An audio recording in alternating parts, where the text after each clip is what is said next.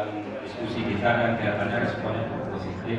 Ke depan kita tetap melanjutkan daripada PP2T ini, karena apa yang diterima oleh pabrik yang kita hadir pada hari ini kan baru merupakan satu pendahuluan gitu. Jadi perlu sosialisasi gitu.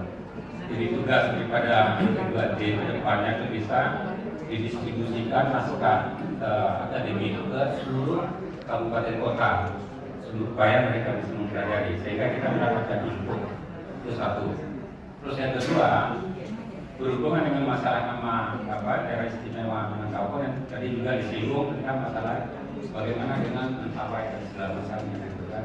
Nah mungkin akan lebih bagus karena kalau kata-kata Minangkabau itu orang Malaysia dan orang Brunei yang rasakan dia orang Minang. Nah ini secara antropologi dan secara geografi, nah kata-kata Minangkabau itu harus tetap kita pertahankan gitu. Jadi mungkin arahnya nanti ke daerah istimewa Sumatera Barat gitu kan, tapi bernuansa Minangkabau.